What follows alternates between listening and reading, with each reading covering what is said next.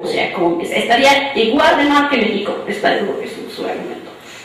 Entonces, Alemán decía que los legisladores deben ser de otra clase, ¿no? De clases más altos. Y de hecho su criterio es el siguiente, y cito otra vez: los que han de poner las contribuciones, que sean los contribuentes, perdón, que los que han de dar las leyes, que son la salvaguardia de la propiedad, sean propietarios.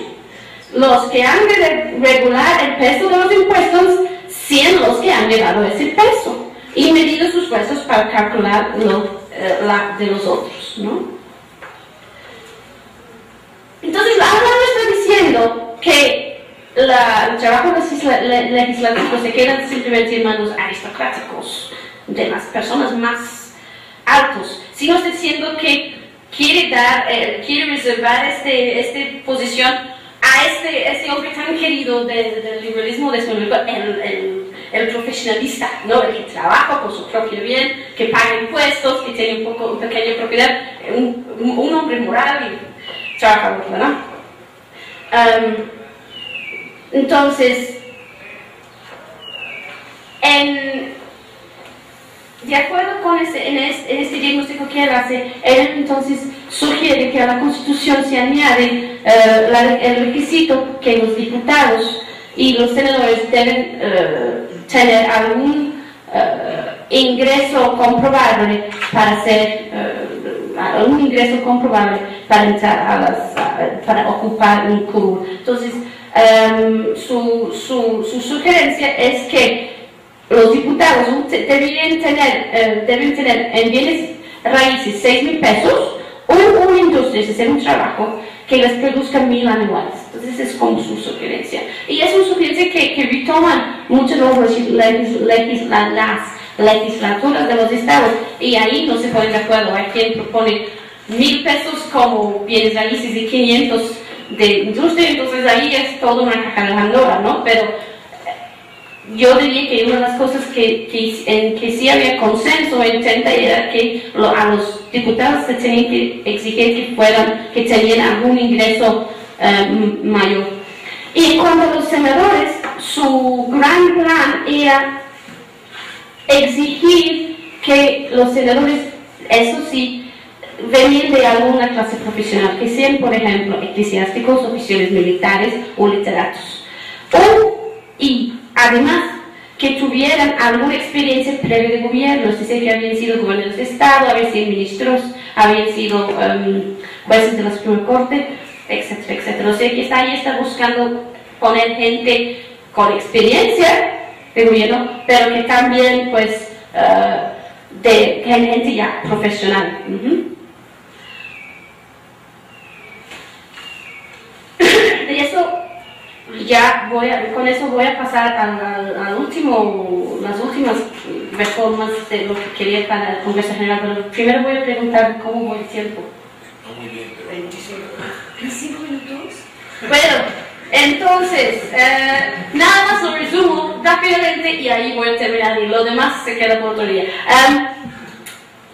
Y porque esta parte es lo que más me fascina. Alemán tenía otro diagnóstico de las razones por las que se iba mal la Constitución 94. Y su diagnóstico era que la Constitución no garantizara de manera debida el equilibrio entre los tres poderes. Su juicio era que, esa es mi interpretación de su juicio, porque Alemán yo creo que no. Bueno, esa es mi interpretación de lo que dice, porque no lo dice abiertamente. Él favorecía un equilibrio entre los poderes al estilo de una monarquía británica, en contra de una división de poderes hecho con el sistema de pesos y contrapesos al estilo de la Constitución de Estados Unidos. Digo que esa es mi interpretación porque lo que realmente dice Alemán es que quiere que México adopte el sistema estadounidense, pero cuando él describe el Estado estadounidense, resulta que está describiendo el ideal constitución y quebrado que ha descrito William Blackstone, por ejemplo, y Jean-Louis Delon en su Constitución de Inglaterra.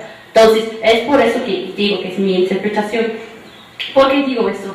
Bueno, porque él dice, cuando habla de los males del Congreso, dice, bueno, podemos ver uno de los principales problemas del Poder Legislativo es que las dos cámaras provienen del mismo origen electoral, es decir, que los dos están electos, es decir, que vienen del electo popular. Eso no obstante de que los senados son electos por las legislaturas, mientras que los diputados son electos por elecciones populares. Decía Alemán, las legislaturas de los estados dicen que son electos popularmente, entonces al fin de cabo es lo mismo. Y lo que propone es cambiar eso, hacer que los diputados están electos popularmente, pero que el Senado sea autorreproducente. ¿Qué quiero decir con eso? Que en primera elección las legislaturas eligen a sus senadores, pero en las elecciones siguientes va a ser que los congresos locales nada más pudieran sugerir una terna al Senado mismo, y los hombres del Senado escogerían quienes quieran quedarse. Entonces vemos que el Senado así se le resta el control de las legislaturas de los estados, y desde el punto de vista de la elección popular, y lo pone en las manos de los senadores, ¿no? Y al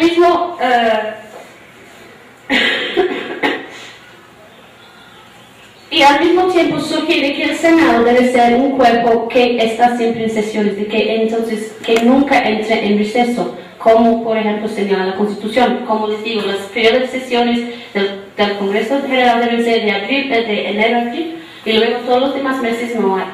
En la realidad había sesiones extraordinarias por todo el año, pero según la Constitución nada más debe haber 4 meses, bueno, casi 4 meses.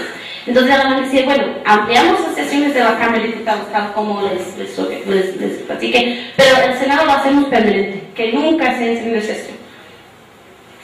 Entonces, así funcionaría, decía, como un baluarte, un foco de estabilidad dentro del sistema, que debe a la vez checar, pues, supervisar el trabajo de la Cámara Baja y también el trabajo del Poder Legislativo.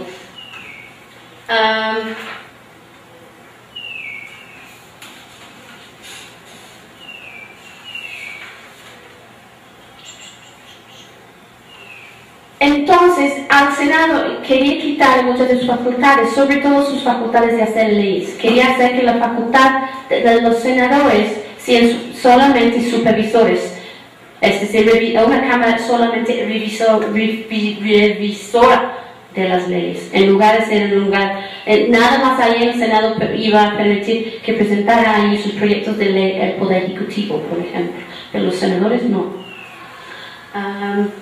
Y bueno, con eso no podría seguir hablándole, pero creo que mejor me termino nada más subrayando que, bueno, que yo veo ahí en esta propuesta de intentar separar al Senado de la Cámara de Diputados, de hacer que el Senado está hecho de personas que muy poca relación tengan con los diputados, es una manera de hacer cumplir la visión de tener los 3 comunidades que vienen del pensamiento republicano, ¿no?